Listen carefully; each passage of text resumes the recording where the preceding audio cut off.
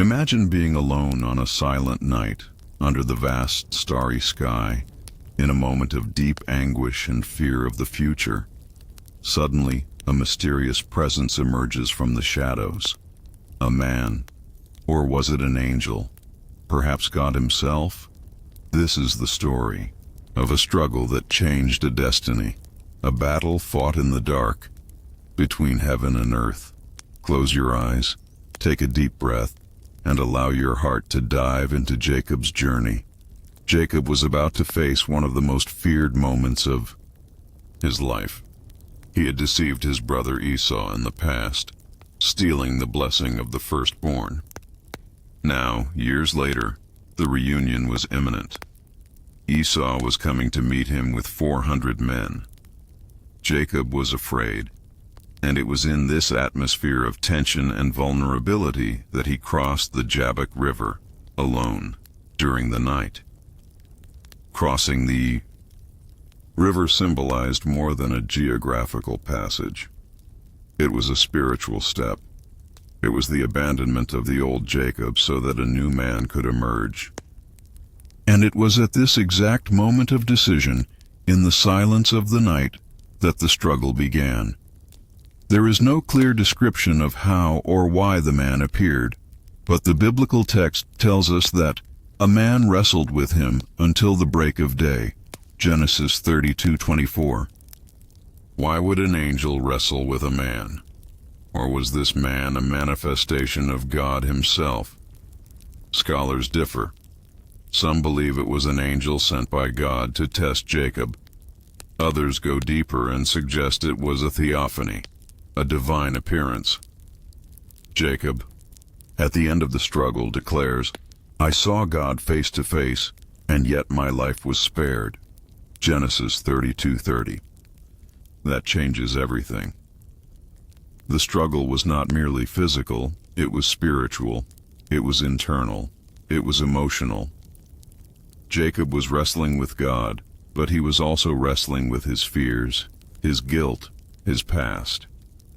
He didn't just want to win, he wanted to be changed, transformed. And that's why he clung to the man and said, "I will not let you go unless you bless me." The angel's response is surprising.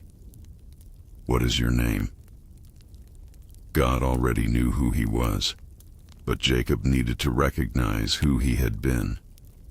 By saying Jacob, he was confessing, "I am the deceiver, the usurper, the one who always tried to win by his own strength." And then comes the transformation.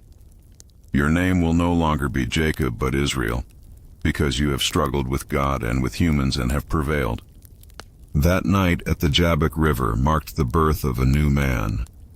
Jacob was now Israel, the one who struggles with God, the one who no longer relies on cleverness but on grace, the one who walks with a limp, reminding him that true strength is not in muscles but in dependence on the Lord. And you? Are you crossing an invisible river in your life? Have you been wrestling alone in the silent nights? Know that often it is in the darkness of the soul that God most reveals himself, not to destroy us, but to transform us, to change our name, our identity, and to give us a new future. Jacob's struggle teaches us that God does not turn away from our pain. He enters into it with us. He meets us in the riverbed, in despair, and invites us to a battle of surrender. Sometimes the greatest victory comes when we stop fighting in our own strength and surrender to the divine will. Tonight, as you rest, remember, God knows your struggles, and he does not turn away from you because of them. On the contrary, he draws near. And perhaps, like Jacob, you too will wake up tomorrow with a new name, a new heart, and a new hope. If this story spoke to you, write in the comments where you're watching from and how this message touched your heart.